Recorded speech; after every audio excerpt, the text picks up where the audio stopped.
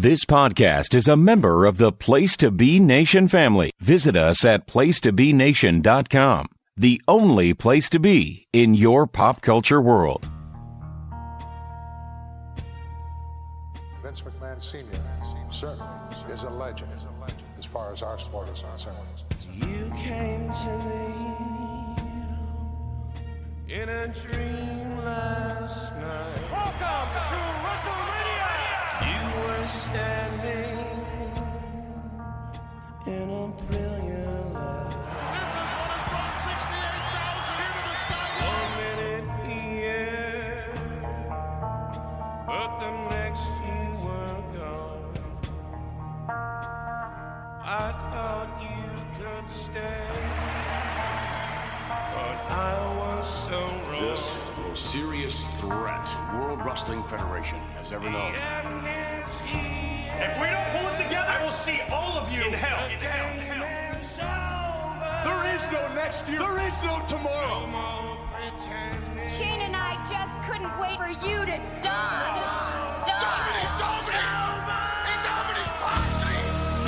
The World Wrestling Federation will wipe the alliance off the face of this earth. Vince McMahon won't see the WWF die. WWF superstar is going to deny us from our destiny. The sports entertainment is gonna take dead to the WWF.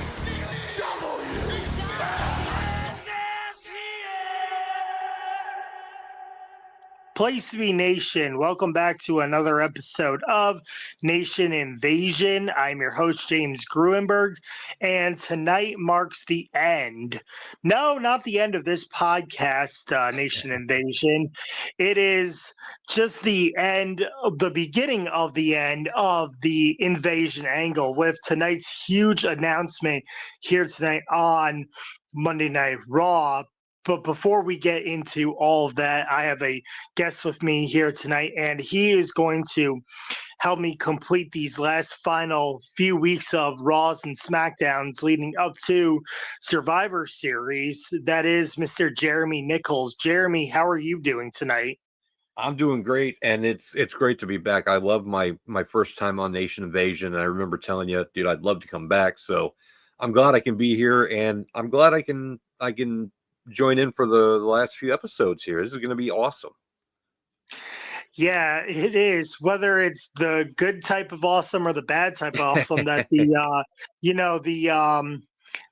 angle is ending. Yes, well, we're going to get into that huge announcement here tonight. But Jeremy, you were on my last podcast with me, Justin, and Marcus watching No Mercy 2001. What did you think of that show? Like No Mercy 2001.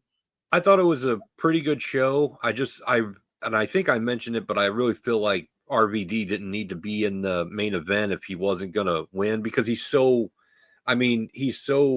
over right now. Like, holy crap, give him something to do besides, if you're not going to give them a belt, but I think I even said I would have given the title then, and I could have sworn to you we were building towards RVD in Austin. I could have sworn that, but we'll see what happens. But that's what I thought the direction they were going in. But I thought overall it was a good show. It's a shame I couldn't be there in person because I was working. Yeah, you told us that you were at the KFC, right? Yeah, making chicken. I think did popcorn chicken come out then? Was that on the menu yet, or was that like next year?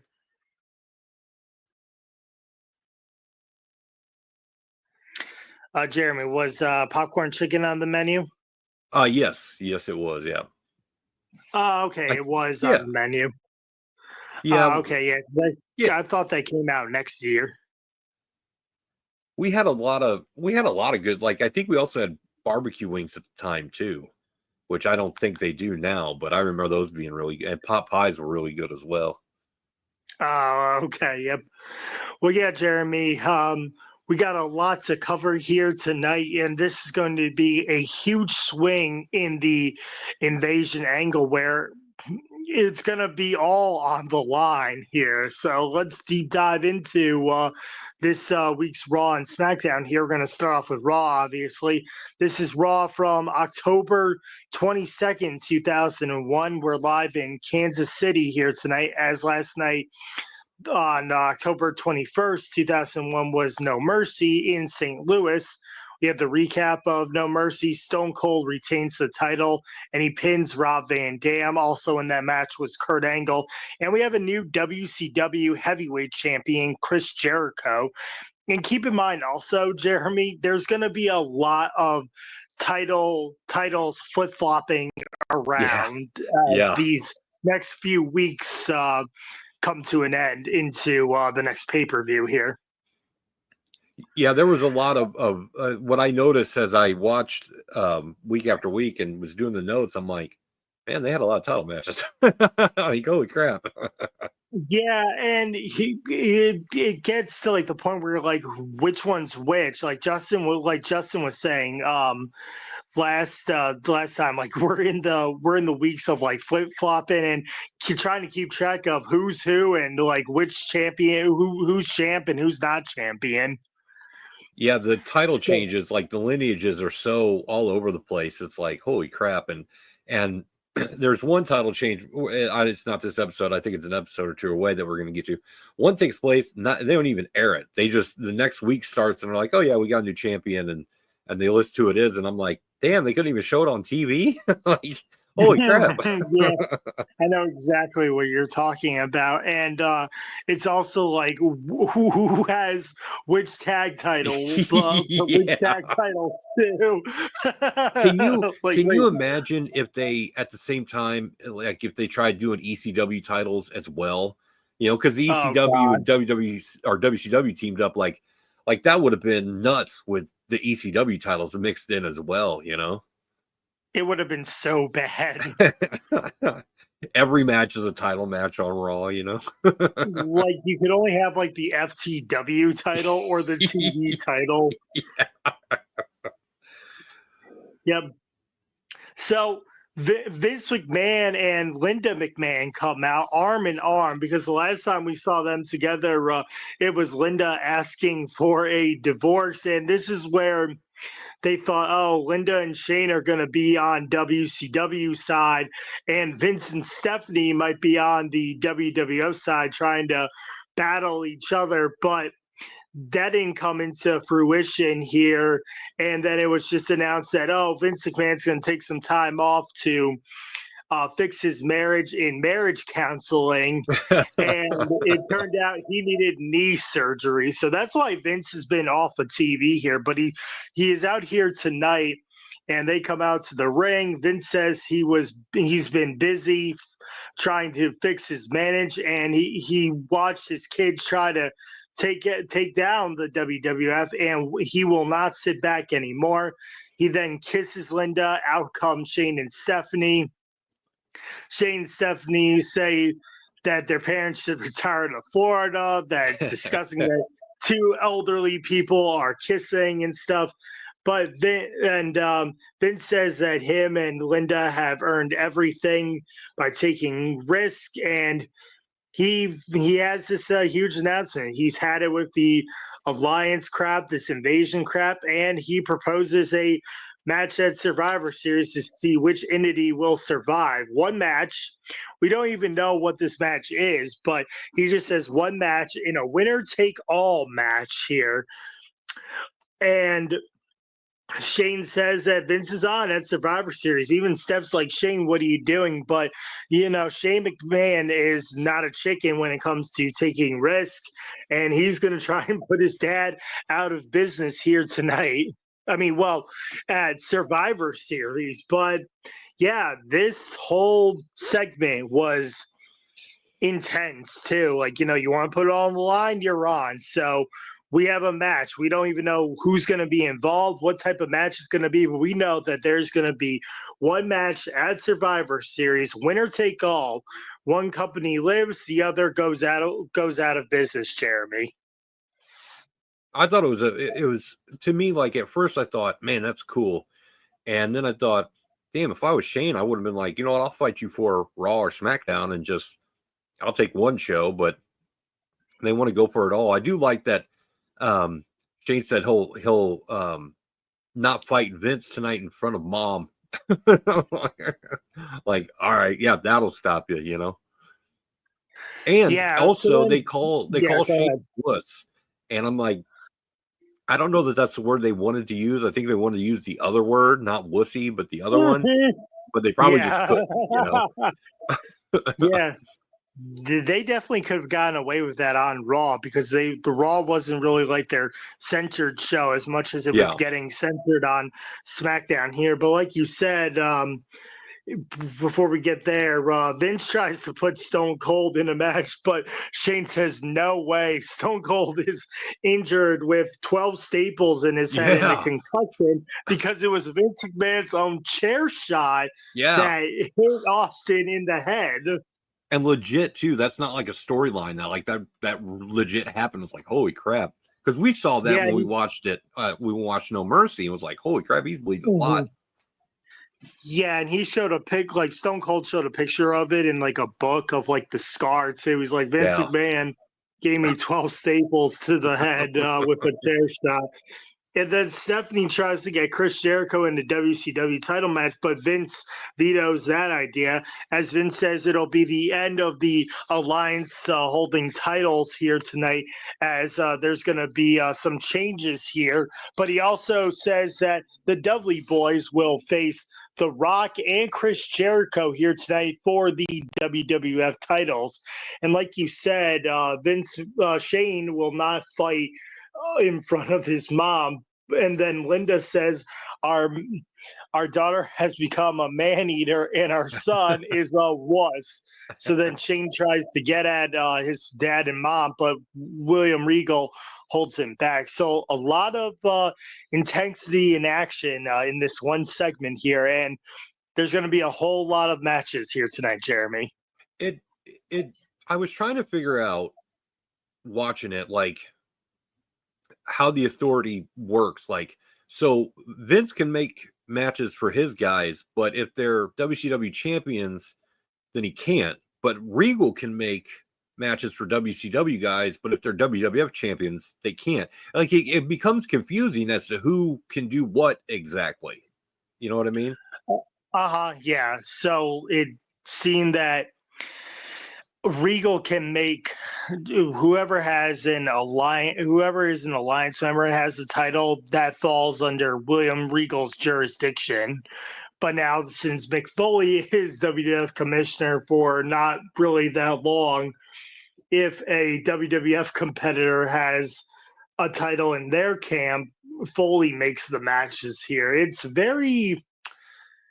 is very, very confusing here. Yeah, because it opens up, like, let's say a WWF guy has a WCW title. Well, shouldn't Regal be able to just book whatever he wants because it's a WCW title, and he can book like a 10-against-1 title match, right? It just kind of messes up the logic. Very confusing. Yeah. Like it was always that if if The Rock had the WCW title, then Shane could make all the matches. Yeah. But then if Stone Cold had the WWF title in the Alliance, then Regal made all of his matches still. So, again, it's a bunch of, like, mishmash at this point, but that's how it really went. That it was like, even if you have the WWF title in the Alliance camp, it's still in the jurisdiction of WWF. And vice versa, too. So that's, I mean, I don't know why Vince is, like, pulling the strings, but I guess now it's because the Dudley Boys have the WWF titles, then Vince can pull the strings with them since they are WWF property, I guess.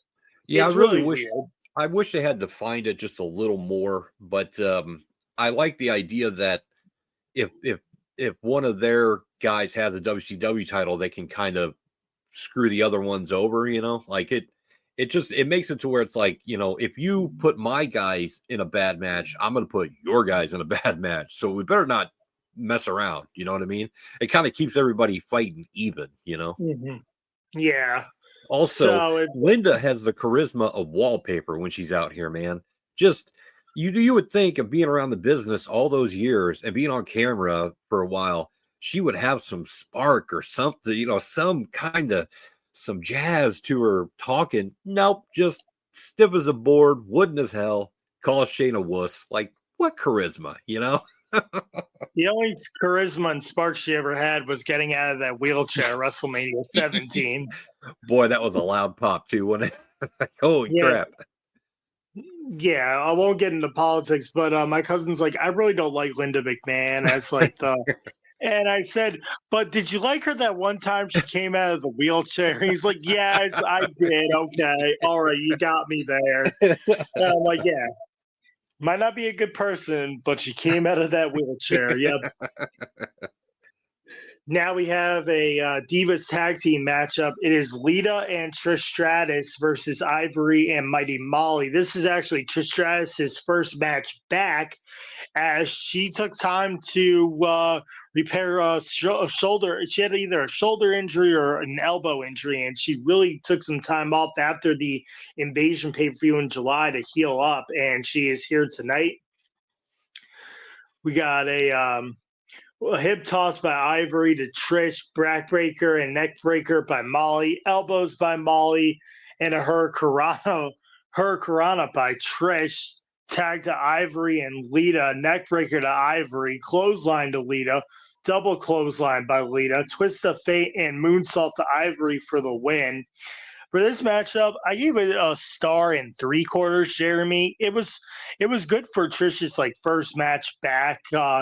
Ivory and Molly can do some things, and a good performance by Lita as well. So I went a star and 3/4.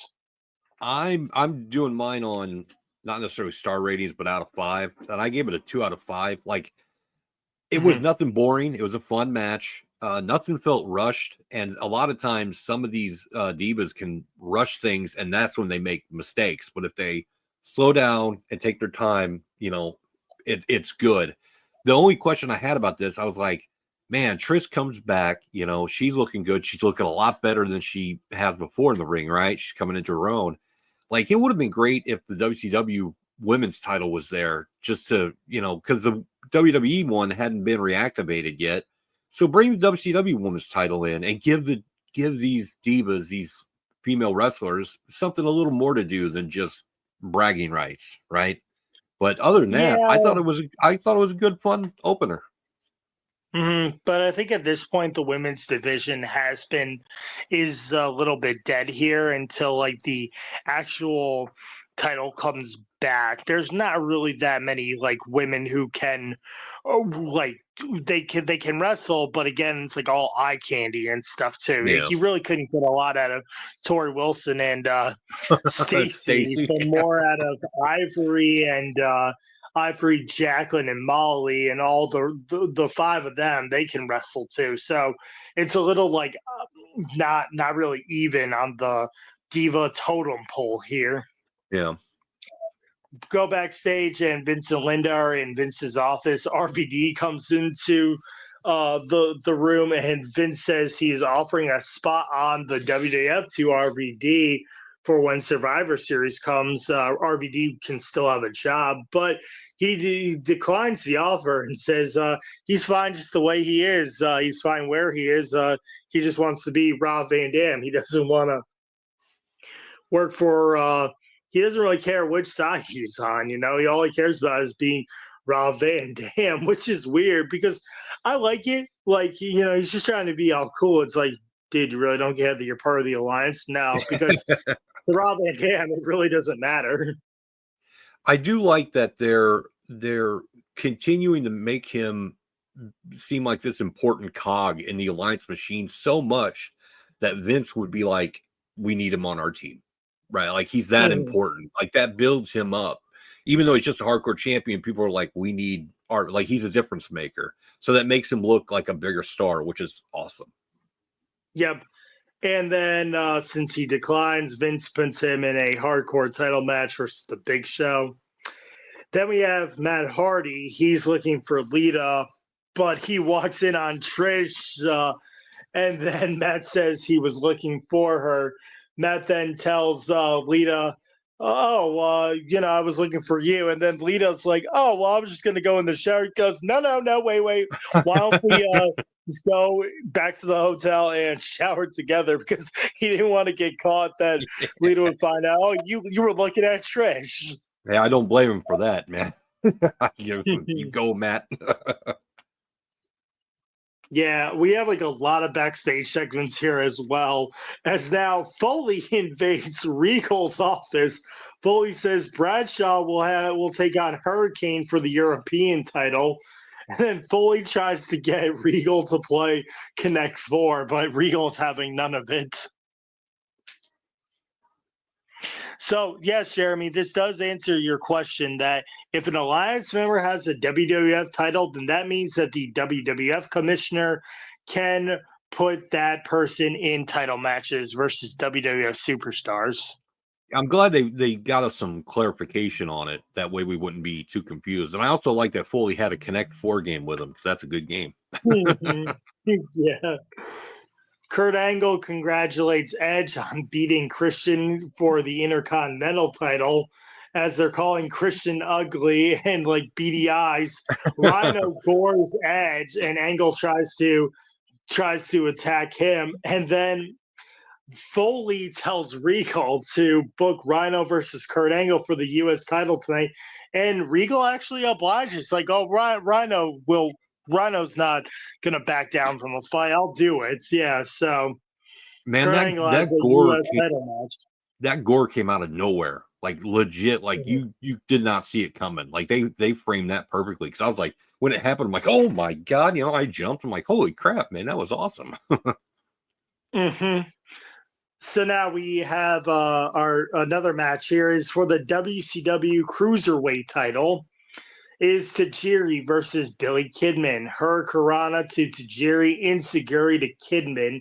Tajiri misses a standing moonsault, powerbomb by Kidman, leg drop dive to Tajiri, kick to Kidman's face, a handspring elbow to Kidman, DDT to Tajiri, tarantula to Kidman, power bomb to Tajiri, and then a kick to Kidman's face for the win. We have a new WCW Cruiserweight champion. For this matchup, I gave it 2.25 stars, so it would be like a 2 out of 5 for me. I went 3 out of 5. I like that Heyman uses Tajiri's first name, which apparently the WWF just didn't want to do. I like that we got a mix. It wasn't just flying around. They mixed some wrestling in as well. It was equal parts, so everything flowed nicely. The counter to the handspring elbow was awesome, and I love the tarantula. I know it's a dumb move because you're in the ropes. You got to break it 5, but I always loved it. And I thought Tajiri was always great, and Kidman was always good. So solid match. I'll go 3 out of 5. Alrighty. Yeah, it was pretty good, but not a good night for the Alliance here. No. As they're losing titles, and they lost 2 matches already too. But I don't even think they cared about the Divas losing. Really, it's more about the titles that they lose now. Oh, and then DDP comes out to the ring. We've seen him doing these self-motivation weird videos, and now he's back after being out of action for like a while too. Not since like the Raw after SummerSlam where he was losing to Sarah and the WWF kind of humiliated him. Do we see him come out now? Paige says he has a message. He makes fun of the Kansas City Chiefs for having a losing season in the year 2001. DDP says losing is a good thing. Out comes Kane, who lost the test at No Mercy. DDP points out he lost the test. Paige calls Kane ugly, says women would vomit if they saw Kane's face. Kane gives DDP a choke slam to end this segment. Again, WWF is wasting DDP to make him look like a goof. I will say this, though. I think this is better than the stalker thing he was doing. And the crowd seems to be kind of liking it. Like, they weren't booing or anything, and they weren't quiet. And, like, I'm sitting there thinking, yes, they absolutely wasted DDP. But it's better than the stalker thing. So at least he's got some. And it would lead to his DDP yoga. So it kind of all worked out for him in the end. Mm-hmm. I did. Oh, No, I did say that. yeah. I did like that. DDP's like, you wear a mask, Kane. That's a good thing because Halloween is right around the corner. And he's not wrong either. No. Now we have our WCW United States title match. It is Rhino versus Kurt Angle. German suplex to Rhino. Clothesline to Kurt. Belly to belly by Kurt. Crossbody to Rhino. Airplane spin slam to Angle. Rhino gores Angle in the corner. Spine buster to Angle. Clothesline to Rhino to the outside. Rhino goes into the steps. Neck breaker to Angle. Ankle lock, but Rhino gets to the ropes. Suplex by Rhino. Crossbody by Angle. Belly to belly. And a German suplexes to Rhino. Angle slams to Rhino. Angle misses the moonsault. Rhino gores Angle to the outside so he can't get the cover. Angle then kicks out. And then an ankle lock to Rhino, and he has to tap. So we have a new United States champion, that is Kurt Angle. For this matchup, I gave it 3.25 stars. This matchup was unbelievable. When you get Kurt and Rhino working together, like working against each other, they put on one heck of a matchup here, Jeremy. I was worried about Rhino going into this, like if he could mesh well with Kurt Angle's style, and I was blown away. He did a fantastic job. They both did great. The moonsault was beautiful, just beautiful. And I would almost have to wonder if they gave Angle the U.S. title as a consolation prize for not giving him the WWF title the night before. But this made both guys look good. Rhino looked good even in defeat. And I went 4 out of 5. I thought this was fantastic. I was like, this is great. I mean, we're only, 3 matches in? Like, I can't wait to see what else is going to happen. This is awesome. Yeah. As you can see also that Shane and Stephanie are like with their heads down, and Vince and Linda are, like cheering on their competitors as well as the night progresses. Yeah, I love that we're seeing the dichotomy between the two. Like, oh man, we're losing. The other side's like, yeah, we're winning. Yeah, and now we go right to another matchup here, as it is the WWF European title match. It is the Hurricane versus Bradshaw. Bradshaw tosses Hurricane to the outside. Bradshaw catches Hurricane. Dropkick to Bradshaw. Standing suplex to Hurricane and a neck breaker. Fallaway slam to Molly. And the most brutal clothesline from hell, probably, by Bradshaw to this day. And he gets the win. So now we have a new European champion. How many times have I said new champion, Jeremy? 3 times, right? Yeah. And we're on the, 4th match? Yeah, for this matchup, I gave it 1.25 stars. It's like it really is a 1 out of 5. Like if you were to give it, I gave it 1.25 stars. It's fine, but not really a whole lot of offense. It almost seems like a squash match to Bradshaw, as the Hurricane really doesn't get a whole lot of offense in, but a good showing by Bradshaw too. Yeah, this was a glorified squash. I give it a 1 out of 5. It's a complete mismatch. I mean, Hurricane was just there to put over Bradshaw's power, but I didn't understand this. Like, I understand giving the WWF a win to start building momentum, right? But I didn't understand Bradshaw, because the Hurricane's got more going on for him story-wise and being over than Bradshaw, who was still kind of in the APA. They're kind of dealing with that. So I'm like, dude, you won the European title for what reason? What was the point of this? I get to give him a win, but why? I guess why Bradshaw? I would have given it to someone else, because to me, Hurricane didn't look good even losing. Whereas, okay, Rhino just looked good in defeat. Hurricane didn't look good here. He got almost no offense in and got the crap beaten out of him. It's like, what the hell, man? It's a shame. 1 out of 5. Yeah, I think at this time they were trying to see if they could make Bradshaw into a single star, because they knew that Farouk was on borrowed time, even though Farouk would be around for 3 more years. But really, Ron Simmons is like at the tail end of what he once was, and Bradshaw is going to start living up to his excuse me, full potential here. So I think they wanted to see what we had in trying to make Bradshaw a singles champion and a singles star here. Yeah, I think they could have waited 6 months. Yeah, I would have given like the European title to like Spike Dudley or someone like that. Even like Hardcore Holly, like as someone like that too.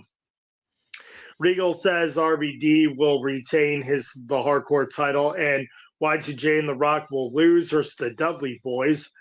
And then Foley's like, "Oh, Connect 4." It's like, you're playing with your bloody self, you bloody imbecile. The great game off of 2001 continues. Yeah. And now we have a tag team matchup here. It is Undertaker and Kane versus Booker T and Test. So all 4 men have competed versus one another at No Mercy, as it was Kane getting the win over Test, and Undertaker got the win over Booker T because Taker wasn't losing in 2001. Nope, not to a WCW guy either. Test and Kane brawl, clothesline by Test, sidekick by Booker, and a side slam. Clothesline by Taker. Test misses an elbow. Tags to Kane. Tag to Kane. Big boot to Taker by Test. Taker goes into the steps. Test goes to work on Taker. Power slam to Booker. Sidewalk slam by Kane. Press slam to Test. Neck breaker to Test. Clothesline to choke slam to Booker. Big boot and a tombstone by Kane for the win. For this matchup, I gave it 2.5. Very good matchup between the 4 competitors here.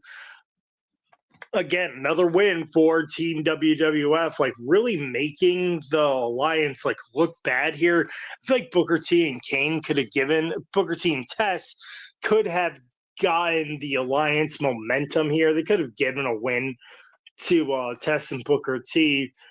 But no, they don't, and it's another loss for the alliance. Your thoughts, Jeremy?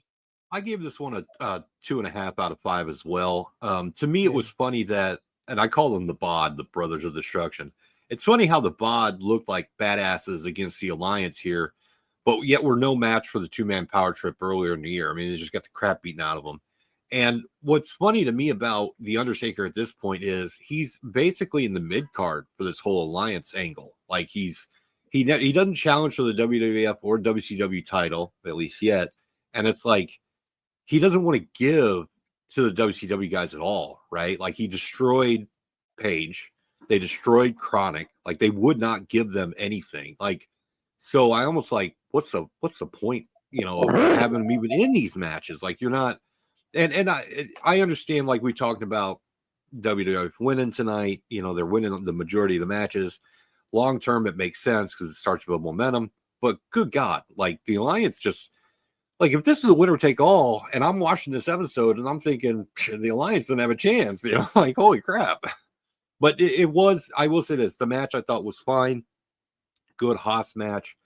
Booker T is still, I think, one of the greatest, like underrated wrestlers. Like I know he got a world title run finally, but man, he was good all the way back in Harlem Heat in his WCW days. Like he was just always good, right? Like I can't really think of a bad Booker T match. This dude was just on fire, and it's a shame that he's doing the job here tonight, but I understand it. So 2.5 out of 5. Yeah, and then now we have Rob Van Dam. He actually walks into the Big Show backstage, and so they're gonna get it on as we have our WWF hardcore title match. It's Rob Van Dam versus the Big Show. Show throws RVD and slams him, and then slams him. chops to RVD, big boot by the Big Show, kick by RVD. Show bounces RVD to the outside, chop to RVD, side kick by RVD, and a leg drop. RVD goes into the barricade. Then Show presses RVD back into the ring. Show punches a chair into RVD. RVD sprays the fire extinguisher into Show, a Van Daminator, and a 5-star frog splash for the win.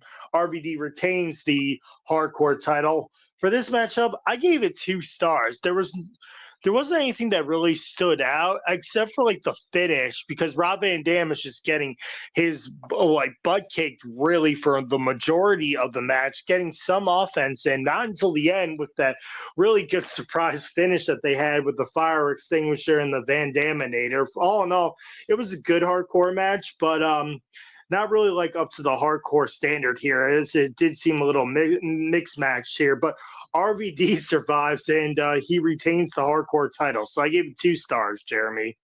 I went 2.5. This was a big win for RVD in terms of just who he was facing. And then also finally WCW or the Alliance gets one on the board. I like that it only went 444 because I don't know that show could have went much longer and had a good match with RVD. I do like that we had weapons. It wasn't a whole lot, but I love the finish. I thought it was creative, and it's a fun match. Nothing over the top, not boring. Goes by pretty quick, and still RVD looking strong and looking like a star. So 2.5 out of 5. Mm-hmm. Maven is at WWF New York. Jeremy, did you go to WWF New York at all, or no? Did you miss it?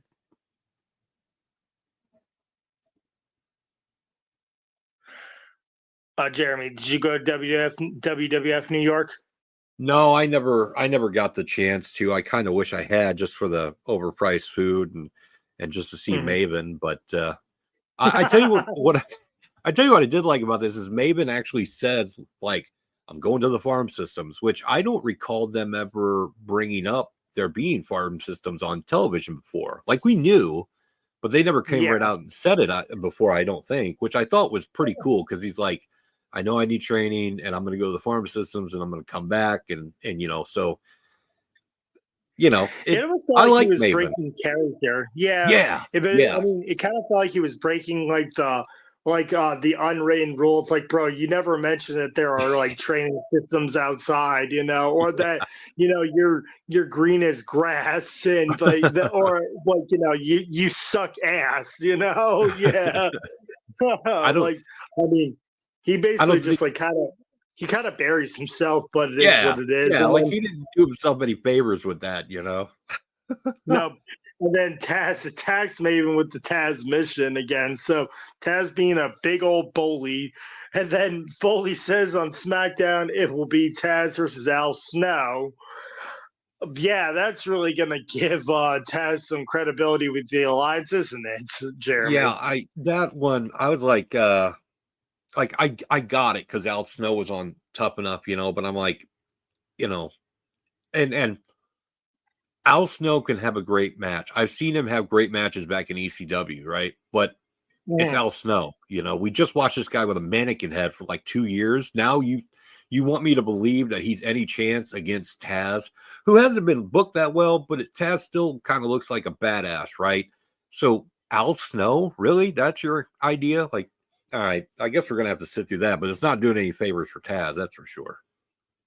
Yeah, this angle has not really done Taz a whole lot, and it hasn't done a whole lot of the Alliance members anything too, especially the guys who came over from WCW and Tommy Dreamer, who came over from ECW. The only one who really is making it, well, there are 2, is Rob Van Dam and Booker T. Yeah. DDP sort of had a career, but it's really looking towards those 2, as well as, the guys who are in the Alliance. They were already in WWF for like 6 months. Raven, who's not really getting a whole lot. You have Rhino, Just Incredible. Yeah. That's really much it. Taz and the Dudley Boys. And Taz joins them like Like, you turncoat, like, what the hell, man? But he's getting more airtime than Mike Awesome and like Lance Storm are, Which is a shame, man. It's like when you see some of the guys that they left off or didn't give anything for him to do, you're like, what the hell, man? Like, like Mike Awesome, you really wasted Mike. Well, WCW did too, but like, damn, there was a spot for Mike Awesome. Come on now. Yep. Rock was backstage. He congratulates Jericho on winning the big one finally. Says there will be a rematch. Rock asks if Jericho is still WWF, and Rock says they will win the WWF tag team titles here tonight. Rock gives Jericho a chair. I thought it was funny because Jericho gives Rock the faceplate from the WCW title that says The Rock, and Rock gives him the chair. And all I can think of, Rock, you're kind of being a crybaby about this. Like, oh, you had to have a chair to beat me. Like, dude, he beat you. Like, he's got the belt. It doesn't really matter how you win. It matters that you got the win. Like, stop being such a. But I thought this was great because it builds. Obviously, there's animosity, and it builds because now it's like, the tag titles are on the line tonight. You guys got to work together here, right? We need a win, but you guys got to get along. So it builds. It works on two different storylines, right? It works for the Alliance, but also works for Jericho and Rock, who obviously still have a problem. So I thought it was great. And it's like it works both ways because it's like it works in the work because now they're like, oh, our egos. But it also might be a shoot. Does Rock think like, does Jericho think he's better than The Rock? Like, So we'll see. As we have our main event here tonight is the WWF Tag Team title match. The Dudley Boys versus The Rock and Chris Jericho. Jericho and Devon start off.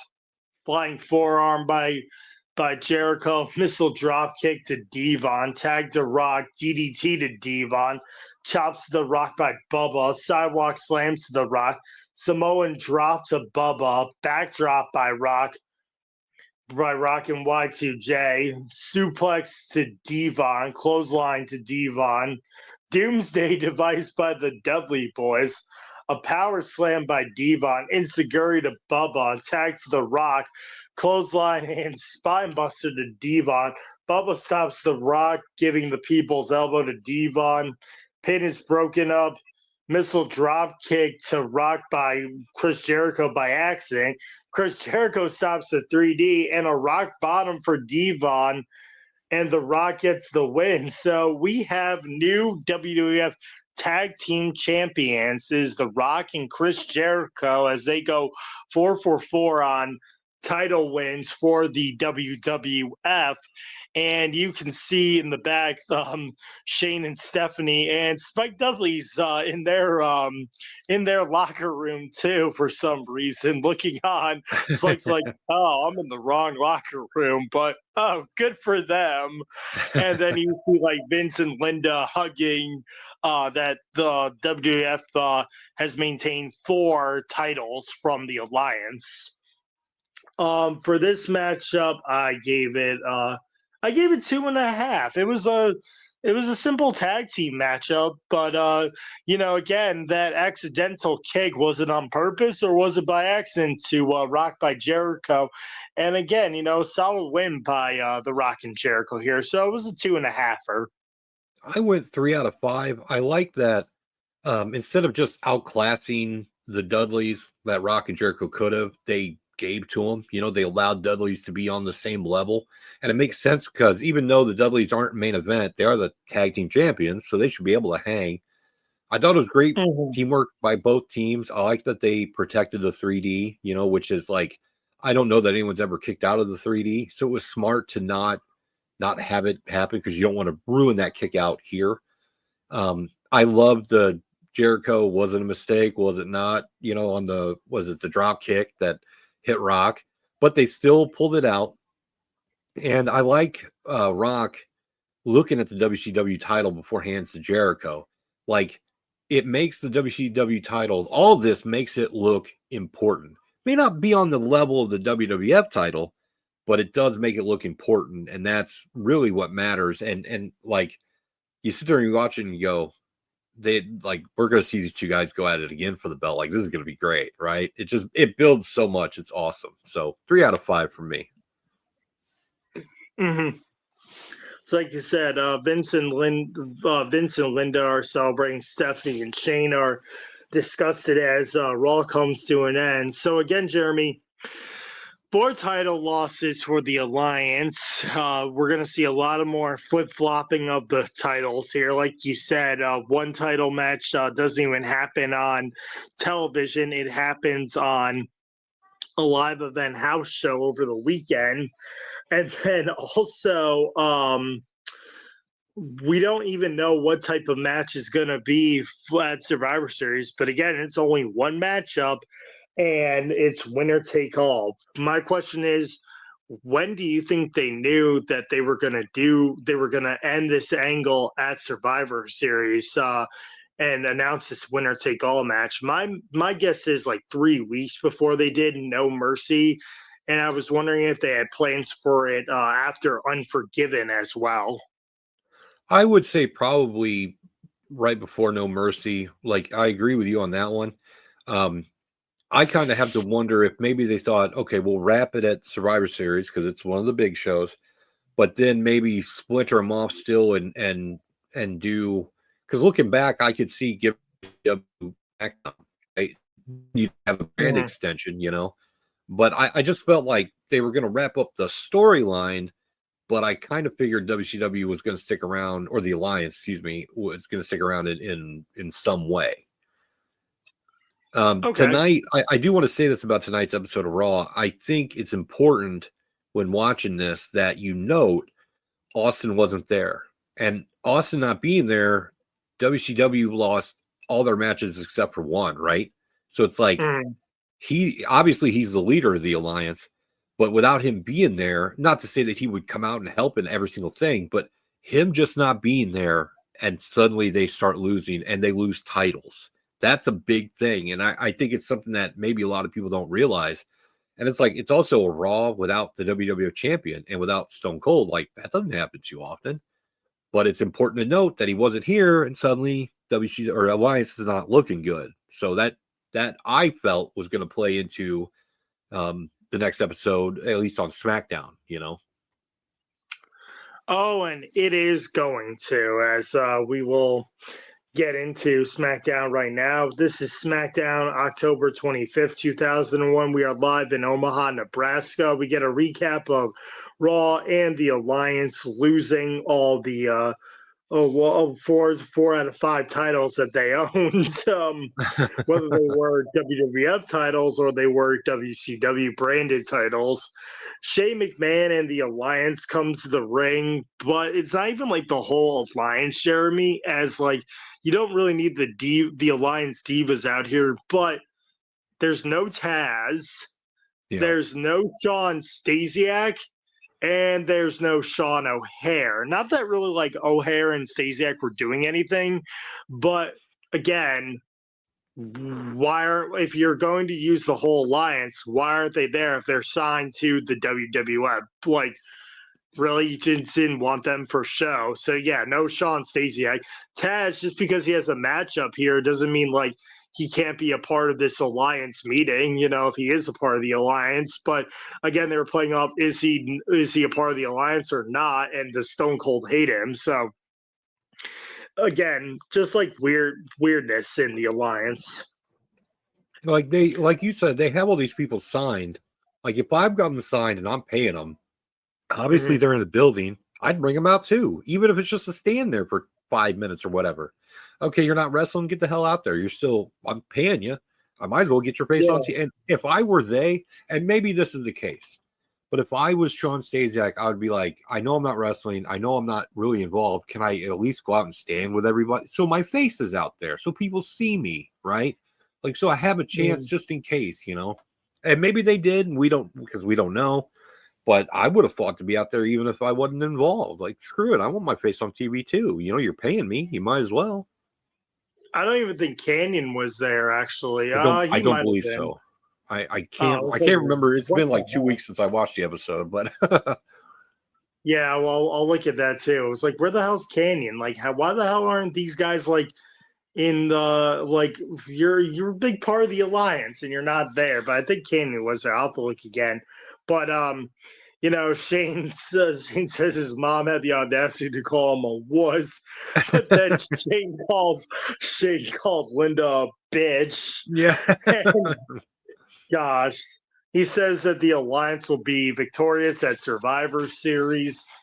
Shane addresses the Alliance losing 4 titles. He says he needs to show tough love. He starts off with Kidman, and the Alliance throws him out of the ring. Chuck Palumbo, of all people, tries to intervene, like grabbing Shane McMahon's like, yo, what the heck you doing, bro? This isn't right. Stephanie calls Chuck Palumbo nothing, and then actually Steph fires Chuck Palumbo from the Alliance. So Chuck Palumbo finally getting his 2 seconds of fame here. Poor Chuck Palumbo. He always got the short end of the stick, didn't he? Yeah. I don't even know. Like he was all right, but he is a natural born thrower. But like it was more about like O'Hara and Jindrak, really. But Chuck Palumbo was like the powerhouse for the natural born thrillers. I always thought, what was he when he did the motorcycle thing where he came out in the bandana and the motorcycle, and I'm like, you look like the Undertaker. I'm like, what are you doing? It don't make no sense. Yeah, I'm actually on that part. Like going over some ECW shows, and he's like feuding with Kane, and it's really weird. And then Shane calls out the Hurricane next. He lost the European title. Shane mocks Hurricane. Hurricane blocks a shot by Kane, but the Alliance beats him down, as it's Regal leading the charge too. Like Regal's just like, I'll do whatever you tell me to do. And then so Hurricane gets his ass kicked. Shane then addresses Rhino for losing the U.S. title to Kurt Angle. Rhino is ready to fight, but he was. Yeah, but Shane tells them to back off. Shane calls Rhino pathetic, and he suspends Rhino. Jeremy, this is the last time we see Rhino for a year and a half, as he will be gone with the exact same neck injury that Chris Benoit had in June of 2001, where he ruptured a disc that basically fragmented into his spinal column as well. So that's why they had to get the U.S. title off of Rhino.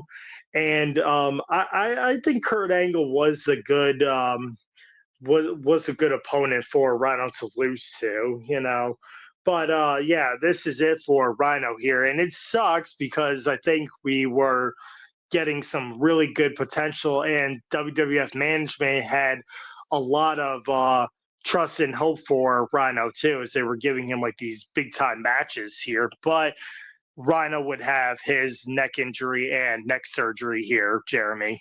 It was, I think he's come a long way since being Edge and Christian's lackey. And I got to tell you, for someone who needed surgery, he put on a hell of a match on Raw, right? Like I couldn't even tell that he was going to, the next episode of SmackDown, I watched it and I read about it. I'm like, holy shit. But like, he did such a great job on Monday that I couldn't tell he needed surgery. That's a testament to how just tough that guy is.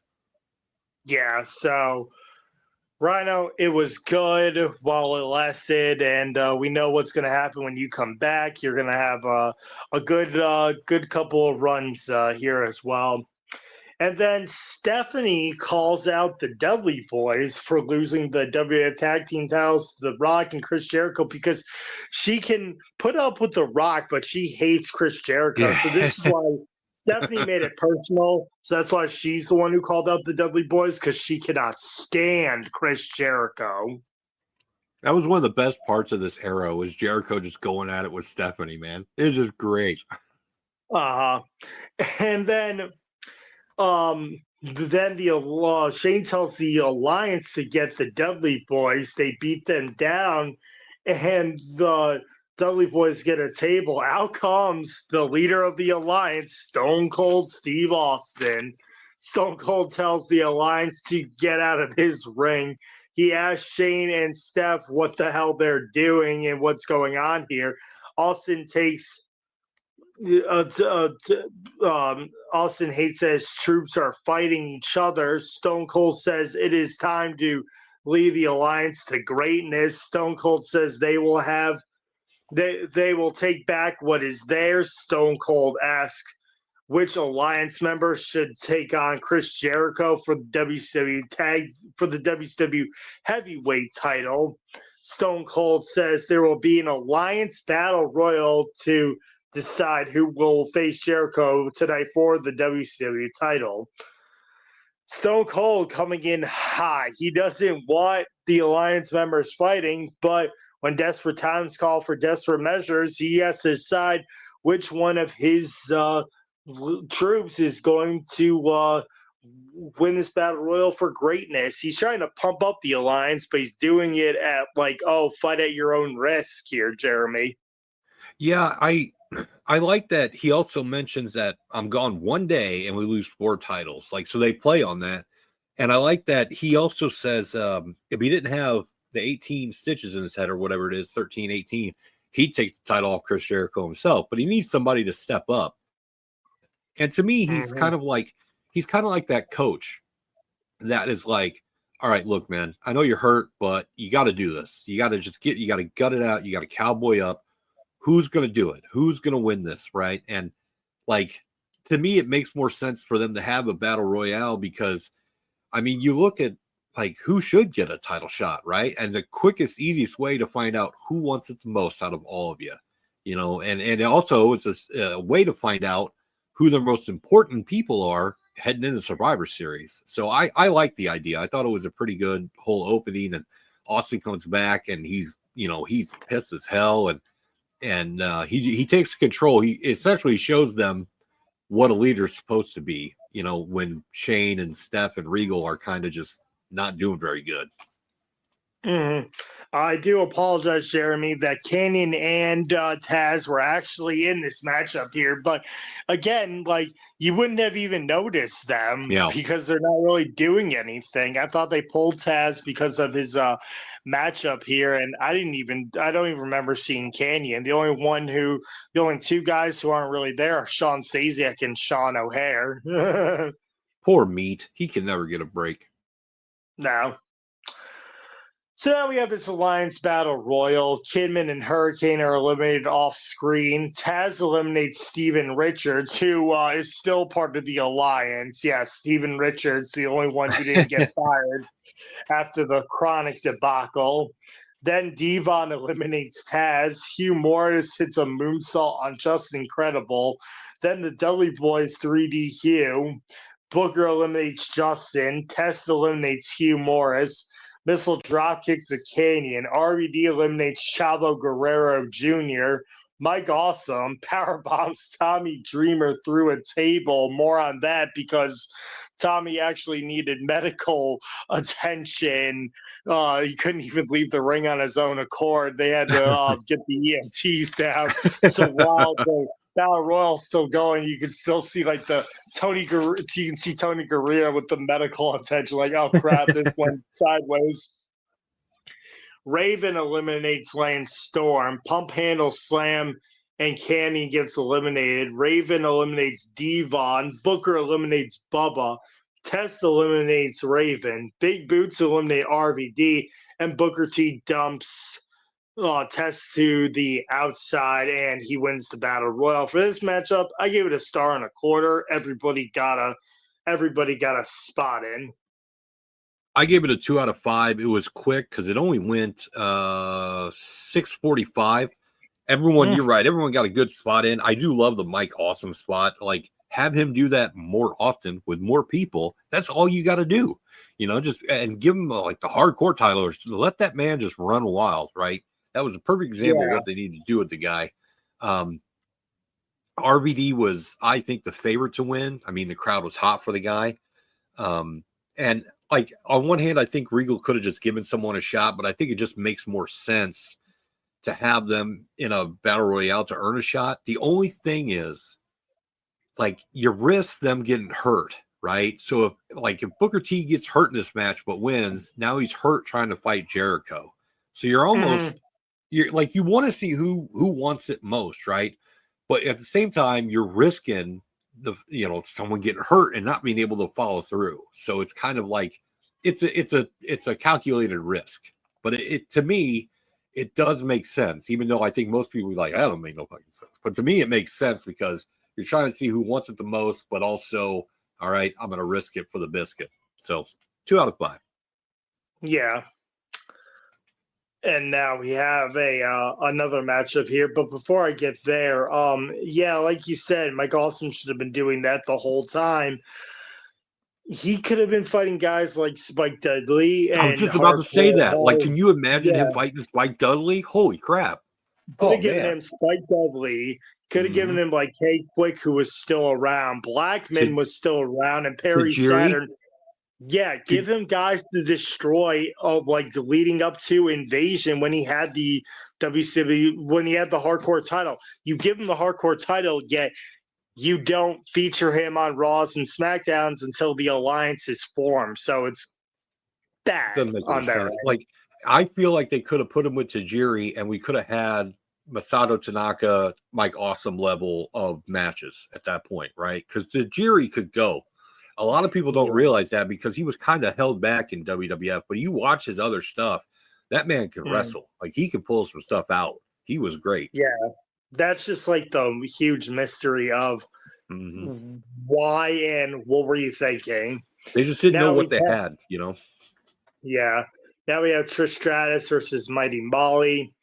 Trish throws Molly down. Molly goes to the outside for a baseball slide by Trish. Suplex and elbow to Trish. Slingshot into the rope by Molly. Flapjack by Trish. Molly tries to use the ropes, but then a bulldog by Trish for the win. For this matchup, I gave a 1.5 stars. Not bad for Trish's first singles matchup here, as she could really work well with Molly. Molly knew how to really control the match and the pace too for Trish just coming back, and Molly's safe to work with here as well. I went 2 out of 5 because I thought this was a good match. Nothing special, but I will say that Molly going up for a 450 splash, even though she missed it, was pretty awesome. Like even if whether she hit it or not, I'm like, that's cool. Like, this was a match that it was short because it only went 254, so they didn't have a chance to be boring or anything. So it was good, and I think for Trish, she's just building momentum, right? She's getting better and better every time we see her. Her matches get better. So awesome. 2 out of 5 for me. Yeah. Vince and Linda are backstage. They're discussing the alliance, and Jericho comes in. Vince and Linda congratulate Chris Jericho. Vince says that Jericho must beat Booker T and says don't let him down. Jericho says to Vince, hey, tell The Rock that the champ says hello. So again, Jericho just rubbing it in the face of The Rock that he beat him for the WCW title. I love it. And you know what else I love is we didn't have to see Vince and Linda kiss again. Ugh, that stuff was so gross. I'm glad they didn't do any more of that here. Yep. Foley sets up again in Regal's office. Christian returns and he comes back. Christian asks Regal for a U.S. title match versus Kurt Angle, and Regal declares it. So it's a WCW title in the WWF's hands. So Regal gets to make the matches, Jeremy. Yeah, and it's funny. Like I said in my notes, heels work together, and it makes sense. I don't know that Christian really needs a U.S. title match, but I'm a Christian fan, so I'm game. Let's see what he can do. Yep. Taz is backstage with Nidia, and he seemed like yelling and belittling Nidia. I'm laughing because you start laughing as soon as you Taz, you just start laughing because you already know it's going to be a joke. That just makes it great. God, he's just being such a bully. He's like Taz is backstage of Nydia. He's backstage and says Nydia doesn't have what it takes to be in the WWF. Al Snow steps in and dares Taz to bully him. Oh gosh, so bad. And then Vince is backstage with The Rock and tells Rock to beat RVD. Vince says it will be for the hardcore title, and Rock accepts. But again, what's The Rock going to do with the hardcore title?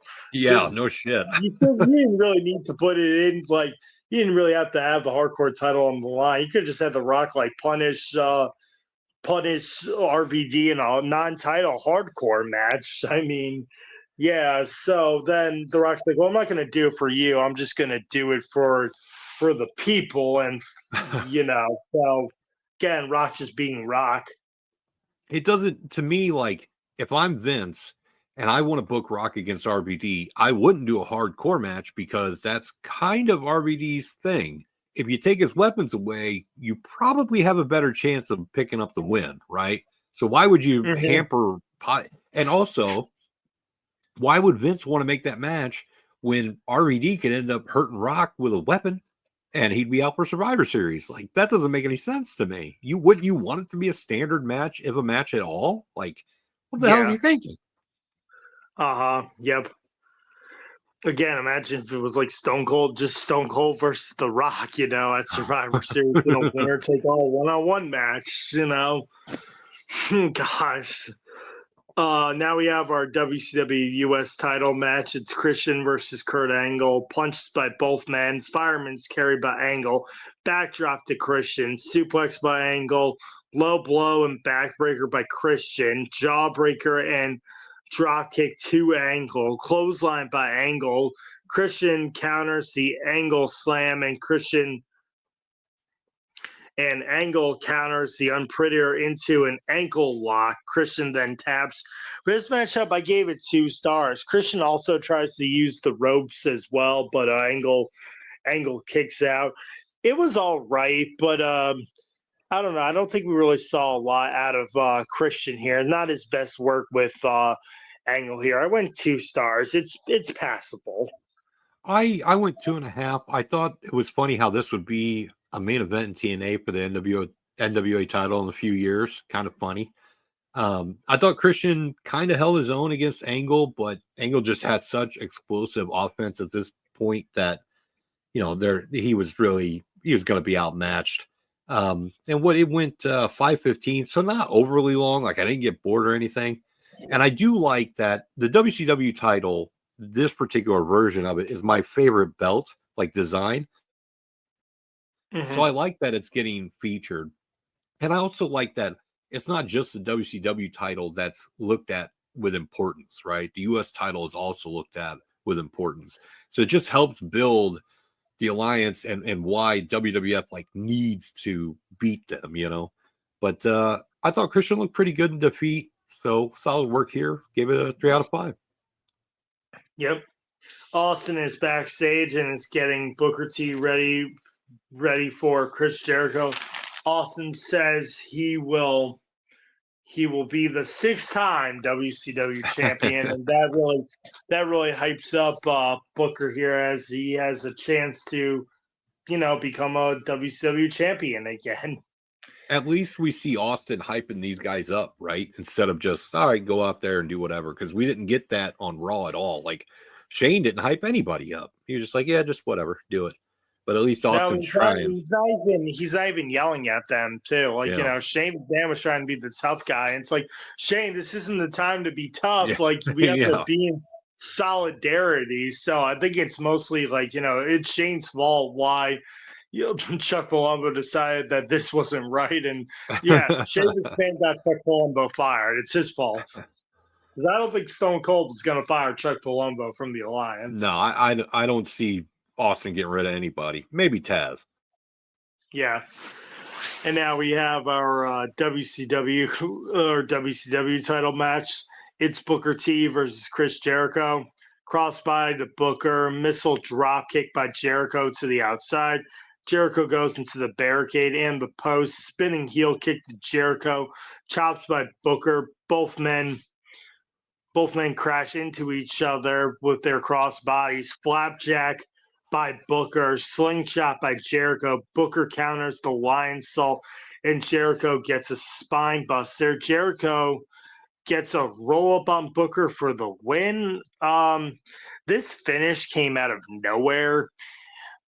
It got a little bit of time, but not much. And like I'm thinking about, it's like, really, you wanted more time for RVD and The Rock when you have a WCW title match, and this is Chris Jericho's first title defense. You would think you would want more time and a very plausible win for Jericho, not just these surprise roll-ups here as well. For this matchup, I gave it 2.25. Again, the finish was a little wonky here.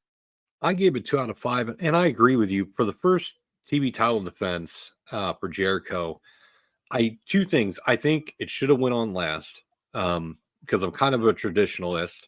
I understand why it didn't, but I don't agree with it. And I also think, like you, that finish just, to me, felt flat, and it should have been. I hate that it would be Booker T, but if you're going to beat someone for the WCW title, it should be a definitive win for his first title defense, not a roll up, right? It's just like, it's an okay match.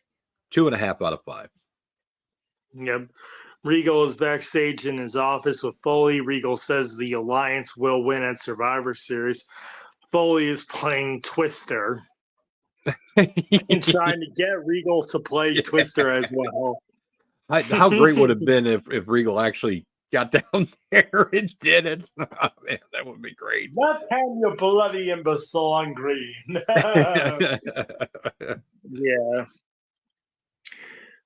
And now, oh gosh, if you thought Taz was already not used enough in the Alliance or just used for squash matches, look at this matchup here. It's Taz versus Al Snow. Chops by both men, kicks to Taz, and a suplex to Al. Taz counters a moonsault. Al Snow counters the Taz mission with a powerbomb to Taz for the win. I gave this matchup a 0.5 star. It's bad, and it would have, even if Taz gets the win, good job. You're really showing you're an Alliance team player by getting wins over Al Snow. Yeah. But he loses, and it's like, oh, well, you lost, Taz. You suck. Yeah, it makes no sense to me. I went 1 out of 5, and to me, what should have happened was Taz should have come out, the bell rings, Taz mission, we're out. That's it. Snow shouldn't have gotten any offense in. I cannot take this guy seriously. He's been with a mannequin head for the last 2.5, 3 years. Who the hell is this guy, right? This doesn't do anything for Taz, doesn't do anything for the Alliance, certainly doesn't do anything for Tough Enough. And what did it give Snow? What does he go on to do from here? Nothing. So what was the point? It just makes no sense to me, Taz should have just choked him out and been done with it. 1 out of 5. Yep. Vince and Linda are backstage when Sergeant Slaughter makes a wild, rare appearance. Out comes a wild Sergeant Slaughter. He comes out and he says Shane McMahon challenged Vince to a street fight in the parking lot. Linda tries to tell Vince not to go, but he goes anyway. Jericho comes into the Rock's locker room.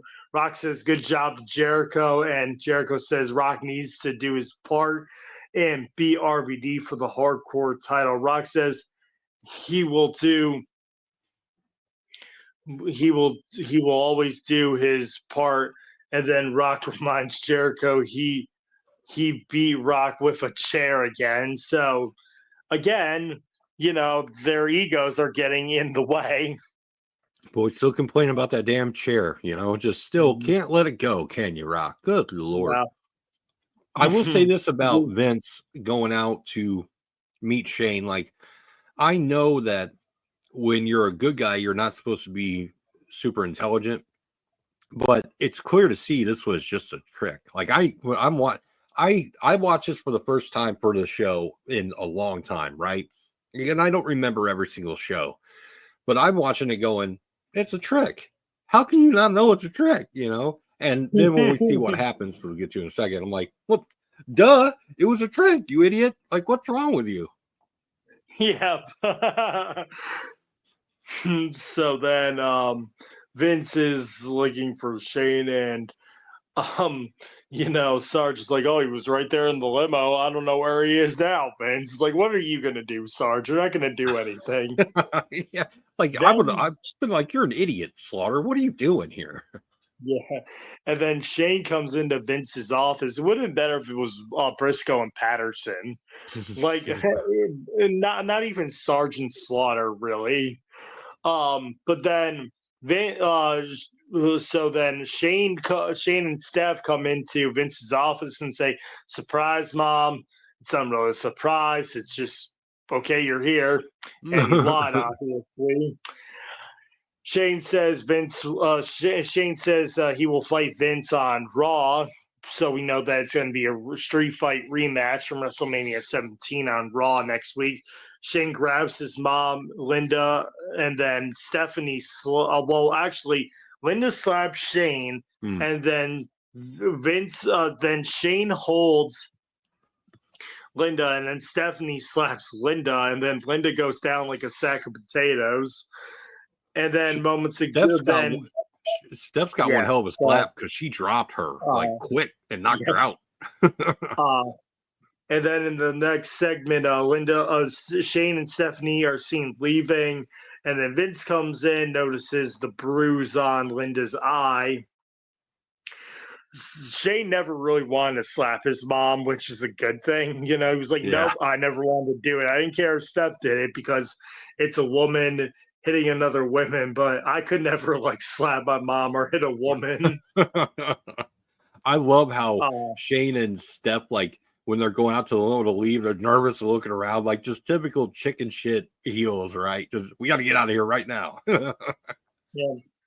And now we have a WCW tag team title match, not the WWF tag titles, Jeremy. This is going to play a key role in trying to keep track of whose title is who and who has it.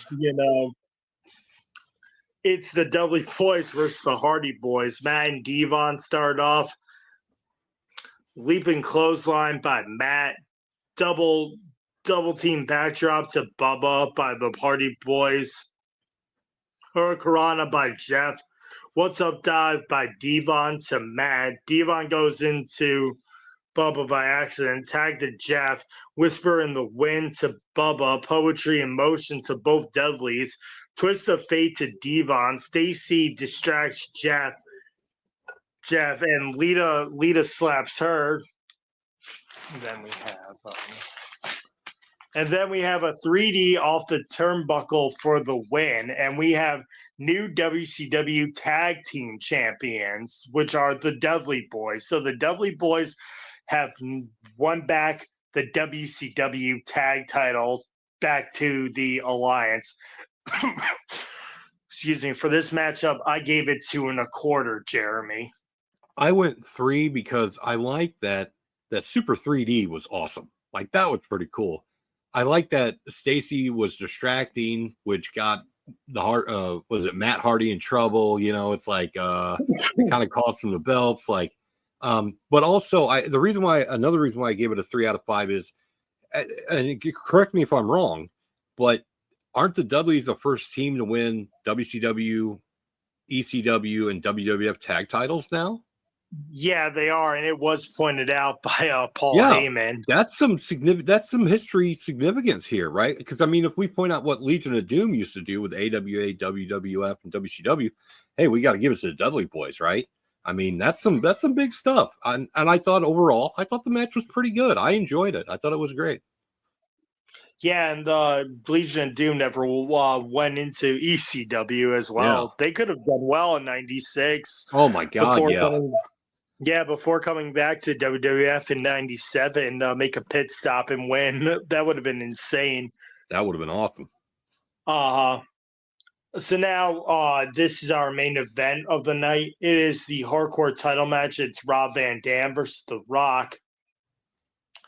On the Peacock, it actually said it was Stone Cold versus The Undertaker. It's like Austin faces a decade of destruction. It's like, Where's the Stone Cold versus Undertaker match? Maybe it was the dark match after, but there's no Stone Cold wrestling here tonight.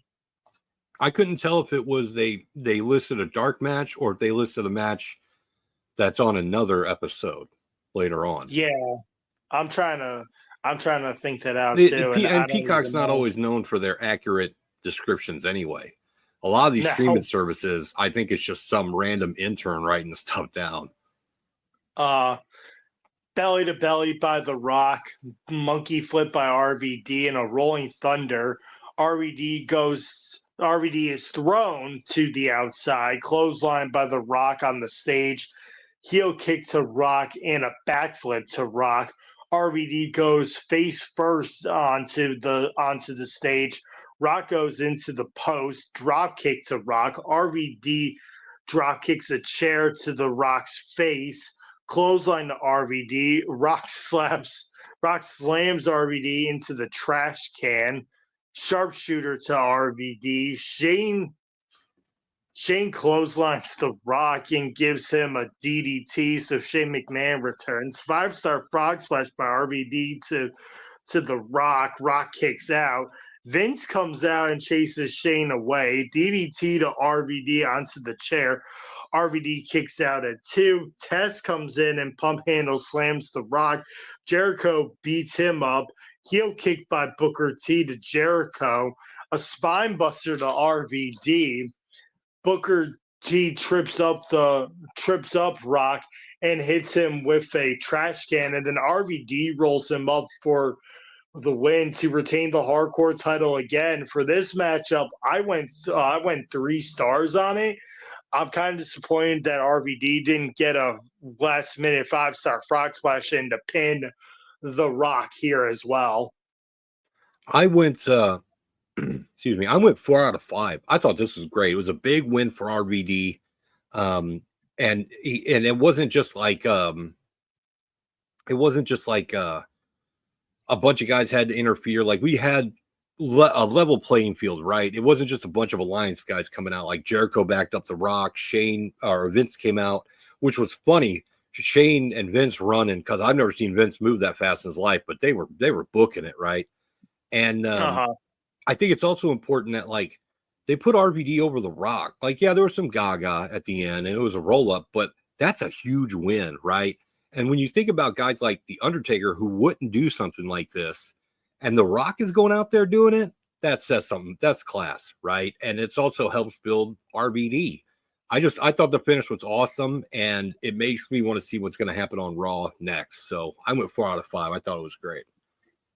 Yeah, and even at the end of SmackDown, Heyman really pumps up with Michael Cole, the father versus son street fight rematch from WrestleMania 17 here as well. So again, Jeremy, the invasion angle is coming to an end, but we're getting really set up for Survivor Series. Like I said, a lot of title flip-flopping, people jumping left and right to sides here. It's going to be an interesting couple of weeks, and we have one UK pay-per-view in between weeks and Survivor Series as well. So we'll see if they put on a good showing in the UK as well here, as we have Rebellion 2001. That's not coming up next, but it's coming up after the next the Street Fight Raw and the SmackDown as well. So we'll see what happens there as we get prepared for this main event rematch here. I was like, when they announced it, I was like, man, Street Fight with Shane and Vince, the rematch, like, this is going to be great. And it's like, they're giving it away on free TV, which is even better. And something else I do want to point out about this episode of SmackDown, they still haven't said what the winner-take-all match is going to be. And I like that, because they're not just giving it away all in one shot. They're drawing it out to where it's like, okay, what is this winner-take-all match going to be? Because we still don't know. We have no idea, and that's awesome. That's 1-on-1 or 5-on-5. Yeah, it could be anything. We don't know, and that's what I like about it. There's a lot of intrigue there. Yeah, it could have been Shane versus Vince 3. It could have been The Rock versus Austin. And it could have just been a last man, everybody versus everybody battle royal, like everybody could have been involved in it. I was hoping for the Jim Ross versus Paul Heyman matchup to see who got the lead announcing job, just like Earl Hebner and Yeah, I was about to Nick say. Patrick. Yeah, it's like the refs. Yeah. Well, that's gonna do it from us here tonight. Talking about the Raw and SmackDown. But Jeremy, do you have anything that you want to direct the listeners to? Absolutely. I got OCP Wrestling over at ocpwrestling.podbean.com. We had 3 episodes this week. We had the deep dive looking at the 1992 Royal Rumble match. We also had a deep dive into the 1991 Survivor Series and a bonus episode of This Tuesday in Texas, a deep dive. So there's plenty of stuff going out over there. ocpwrestling.podbean.com. So check it out if you get the chance. We appreciate it. Thank you, Jeremy. As for me, you can mostly find me on this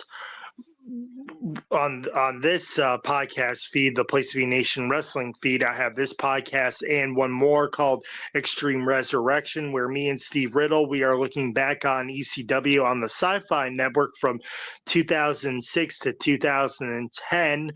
We are just finishing up the CM Punk versus Chavo Guerrero feud, where Chavo Guerrero actually retained the ECW title versus CM Punk for the final time.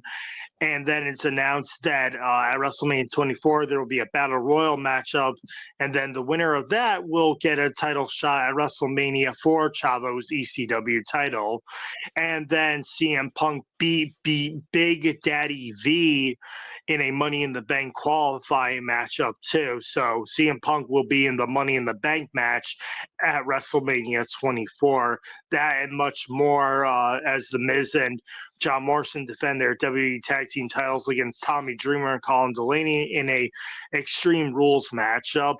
And then on the Place to Be Nation Pop feed, I have a podcast called Pop Goes Degrassi, where me and John Kesalika are looking back at the long-running television series called Degrassi Next Generation. We are on season 2, and this it is going to be episodes 7 and 8 called Shout, where Paige goes to a party. She meets a boy named Dean, but will there be dire consequences while hanging out with this boy as well? So that'll drop real soon, as it's our first real topic about things that happen at parties and stuff, and what can potentially happen at parties as well. So look out for Shout. That's going to be Shout 1 and Shout episode part 1 and 2, episode 7 and 8 of Degrassi Next Generation. I want to thank Jeremy Nichols for helping me finish up these last couple of weeks. Thank you, Jeremy. Oh, thanks for having. It's a pleasure, man. I like the show, and I'm glad to be able to help and put my my stamp on the history here. It's awesome. Yep. He's Jeremy Nichols. I'm James Gruenberg, and we will see you next time. Be prepared as we, the nation, end the invasion. Thank you.